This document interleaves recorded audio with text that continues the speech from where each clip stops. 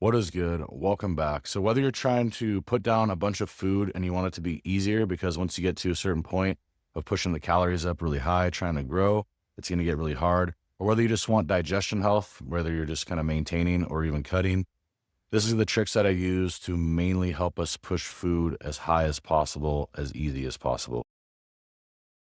The base stack I would start off with for almost anybody, as long as you have a little bit of money to spare and you just want some good gut health. I would say primarily easy to go to glutamine, 10 grams in the morning on an empty stomach as soon as you wake up with like a good amount of water. And then the second thing you would do would be zinc L-carnosine. I would recommend 75 milligrams once a day with food. Don't mix it with too many supplements just in case there's some sort of absorption interactions. I usually recommend post-workout. If you look at the studies, it says with food, and it also, some people recommend without foods. You could do a split dose of one on an empty stomach and one with food. But I would say either way, you're gonna get what you need with the gut lining. Number three, with the base, I would say some probiotics. Now, I know people really recommend, actual food probiotics, but I would say if we're just trying to get to it and kind of fix an issue, it's a lot easier to just get to certain strains that are proven to work. And then you can branch out from there and see, if the actual real food probiotics work. But I have some go-to strains that seem to help a lot of people, and I like to go with those right off the bat. The three strains I would recommend, and probably the most useful order that I see, is BB12, LGG, and GBI30. You don't have to use all three. Like if you're on a budget, maybe just do the first one or the first two, but all three would probably be best. It seems like that really helps push food through and make food digestion a lot easier and smoother. And then after your probiotics are stabilized, I would say, like you've been on them for more than 3 weeks, I would say you can add in Spolardi if you're having regularity issues, and that could be temporary, or you can keep that in longer if it seems to really help. So that would be a solid base stack if you're just running those supplements and you have no issues with your digestion, everything's moving smooth, everything feels good. Don't add anything else in, don't complicate it, okay? But issues often do arise if you just keep pushing the calories up to super high levels. The first thing I would do if you're having digestion issues, as in like it's feeling full in your stomach, you're having a hard time getting the food down, meals aren't moving as quick as you want, you're feeling kind of sick and bloated, then I would say the first thing you add in is betaine HCl. That's like the first line of defense. Anytime you have meat, you just throw one of those 500 milligram capsules in, and then you kind of see how that works. Even if the meat or the protein digestion isn't the issue, it still does relieve some strain off of your body's digestive system because we're most likely eating a high protein diet.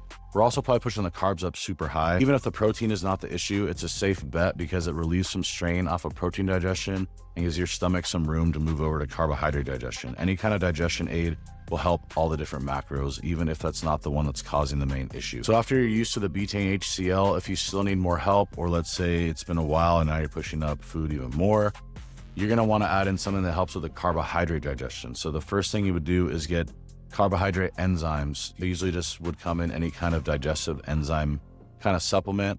It's gonna have glucoamylase and amylase. Those are going to help digest the carbohydrates directly in the stomach. And then you're gonna just wanna make sure those are the most prominent ones in the digestive enzyme complex. Just find the one with the highest of those two compared to the other ones. And then keep in mind, if you have the digestive enzyme complex, you're gonna wanna make sure if it has betaine HCl, you can stop taking the previous betaine HCl because we don't need to double stack that. After that, you're gonna start adding in things that are just gonna be maybe short-term fixes, or maybe you're really trying to push food high for a little bit of time. I mean, the first thing we could add in would be ALA. That's gonna lower your blood sugar. You would keep this around workouts. Obviously, it's not gonna help with digestion, but keep in mind, your blood sugar getting low is gonna trigger your hunger. You can get blood sugar low, and that can help drive up hunger just a little bit, at least around workouts when the carbohydrates are super high. And then more advanced things you could do along these lines would be something like MK677, which is in the SARM category, but it's not a SARM. You've probably heard of it, but it's just a growth hormone secretagogue. Makes you really fucking hungry. Once you're pushing carbs and calories super high, you don't want to have MK677 in for a long time. I would say keep the MK677 4 to 6 weeks, absolute max. That would just be you're pushing the end of your bulk. If you want to do any longer than that, especially in a high calorie, high carbohydrate surplus, it's really going to wreck your insulin sensitivity, and I wouldn't recommend going much longer than that. Then the last thing just to mention, which would be the most advanced, would be using insulin to bring blood sugar down, and that would make your body seem a little bit more hungry. I don't really recommend trying that just for hunger, but if your blood sugar is a little bit lower, your hunger will be a little bit higher. If you're already using insulin, then yeah, you could kind of play around with using it more spread out throughout meals.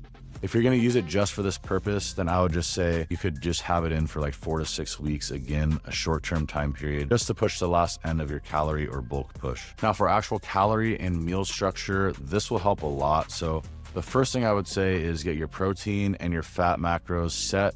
You know, whatever your body needs for protein, and then fats you want to keep low. And I would say anything from like 70 to 120 grams, just depending on you. Then add in your carbohydrates to as high as you can go, obviously over time. So I'm saying, let's say you reach a certain carbohydrate number, there's almost like a threshold once you hit it. So I would say for me personally, once I hit that like 900 gram carbohydrate level, it just feels like I can't eat anymore.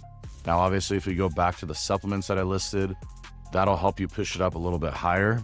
But let's just say you kind of just feel like you reached your threshold. So what you do is you would add in 20 to 30 grams of extra fat on what you're already eating on your last meal. Last meal is going to obviously slow down your digestion the least compared to the other meals of the day because you're not eating until you wake up. Then if you need to add in more, you would add in fats to the second to last meal and then the even earlier in the day, and so on until you can't really eat anymore because your fats would be so high you would be over with by then. Or you can do some sort of cheat meal at the end of the day because that's basically going to be the same amount of fat grams anyway. The only problem with a cheat meal is that could affect your digestion the next day if it has a lot of extra stuff in it, if it's like just full of shit.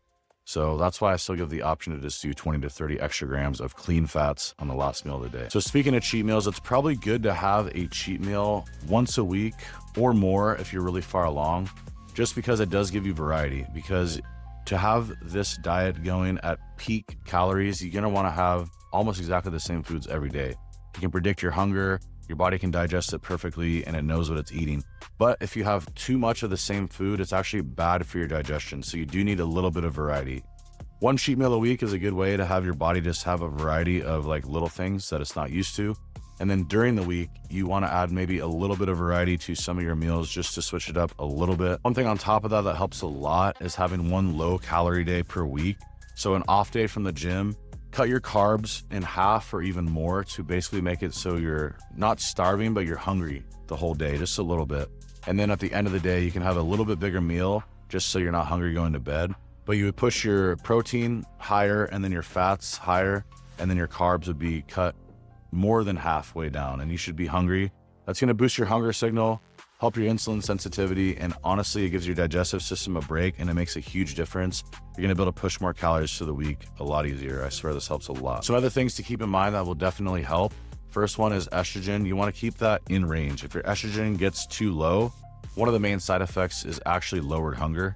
Another thing is no oral steroids. Anything that you take orally is going to heavily affect your digestion. So try to limit that if possible. And if you're having any digestion issues at all, you would pull that out first thing. Now, the last thing would be keep anxiety low. I know that sounds simple, but when you're eating huge meals, any kind of anxiety or worry just seems to make it sit in your stomach just that much longer. But like little anxiety and little worries, you know, you just have a little bit longer digestion time. You notice like going from meal number 3 to meal number 4, you're hungry like 30 minutes later than usual, or it just doesn't feel like you fully digested your last meal. Obviously, you can take medication and stuff to lower anxiety to help that.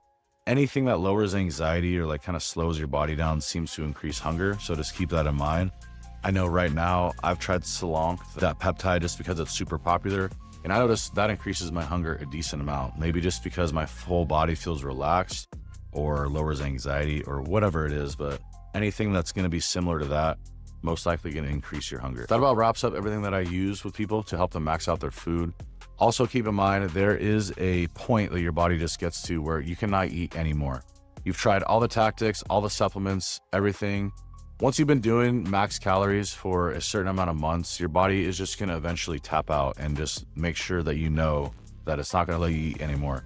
You will feel it. It's a different feeling, but keep in mind, you're just going to have to reset, go back to maintenance or go in a cutting phase and let your body have a break. You can't push maximum calories forever. If you have any questions, let me know. Instagram and email are in the description. If y'all want coaching, I'll get your physique right. Hit me up on email or Instagram as well. And then if you guys like these kind of videos, feel free to like and subscribe. It would help my channel grow a lot. Thank you.